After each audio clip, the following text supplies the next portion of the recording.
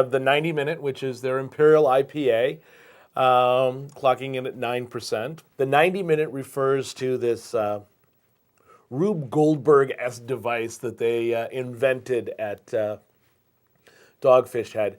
It is basically a giant clock, and on the clock are little tumblers, and as it clicks each minute, it dumps a tumbler of hop pellets into the beer. So they talk about it being continuously hopped.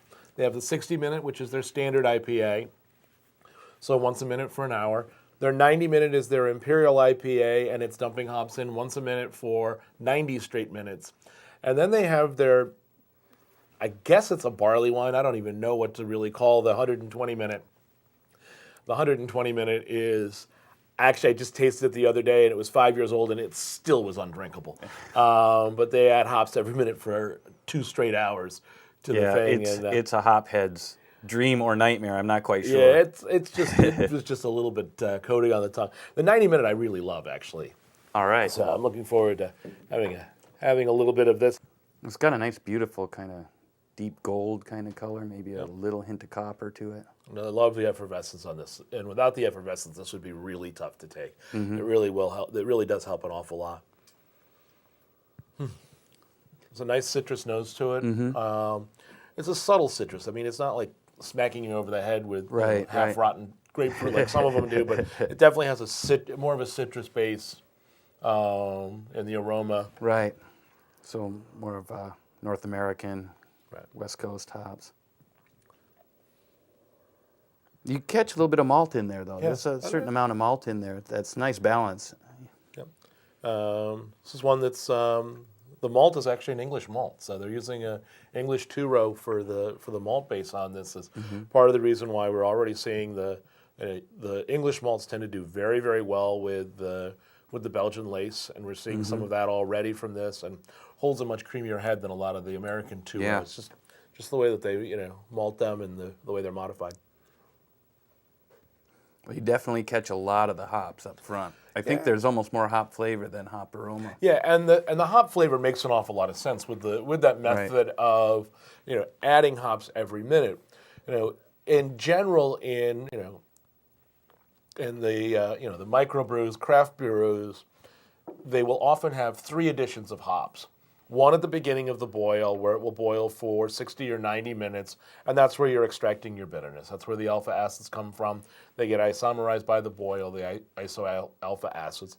Then you'll add another addition of hops with about 20 minutes remaining in the boil, and those are the ones that you use for your flavor, and that's where you pick up that grassy middle. And then the final addition of hops is right as you are turning the kettle off, and those are your aroma hops.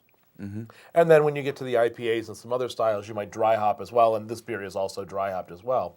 But this one, with that 90-minute addition, you're going to pick up a lot more flavor because there's hops being added.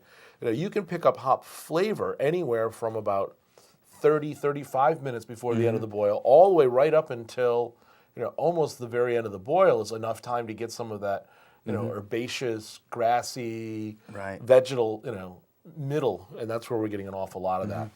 And the dry hopping is, there is some bright hops in this, it's dry hop, but there's also just a lot from, the hops at the end of it as well. But what also I noticed at the end of it is, even after with all those hops, you still get an aftertaste in the malt. You get that nice, like you're saying, sweet, real, almost biscuity kind of malt flavor, and it's lovely. It's a very English malt character to it. It's got, biscuits as good a word as any for it. Even their pale malts have got a little bit more color than most of the American 2-row, and certainly more than the continental 2-row malts, the European, the German, the Czech malts. Those are usually much paler. So this there's a good chance that this is 100% 2-row malt. I mean, standard pale malt. Even with this color, with this depth of color, it's just it's just the way the English tend to do it. I know I was a big fan. I used a lot of English malt in my micro and the brew pubs that I worked in. Used a lot of the Mutton and Weissen. Oh yeah, it's beautiful malt, and it's just, the only bad part is it's a little more expensive, right? Yeah, if you're really curious and you've never really had a chance to pick out the difference between them. One easy way to do it is if you get a hold of the Sierra Nevada Pale Ale and the Sierra Nevada Celebration.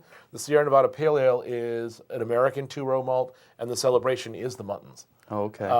And you'll see it in the color. You'll see it in the lace on the glass, the way it clings, and you'll taste it in it. And that's probably the easiest way to taste them side by side because they're both beers you kind of know, and they're not that far off. The Celebration is a little bit bigger than the standard Pale Ale, but you really get a really very good example of what the malt alone does because the hopping isn't that different. I mean, there's certainly more hopping in the Celebration, but it's not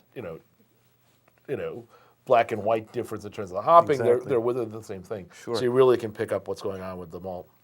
The malt in this is just lovely. And for 9% beer, this is very easy drinking. You're not really getting a lot of alcohol heat on it. I mean, it's very restrained, and even though it's restrained, relatively speaking, for an Imperial IPA that's highly hopped, but and to be honest, it is relatively restrained for even Dogfish had. I mean, it's under double digits. I mean, it's restrained for them. But as much as people talk about this being in your face, I've never found the 90-minute to be particularly in your face. I think it really comes together. The flavors are all right there. There's nothing. There's no big spikes on it at all. And in the 60-minute, you really get hit up front with the with the hop aroma on that one, and the hops are just really in your face. And the 120 is just like getting punched. There's just so much alcohol and so much hop going on in that. But the 90 has always been probably my favorite across all of their beers. Well, Jeremy, all right. Cheers. Cheers.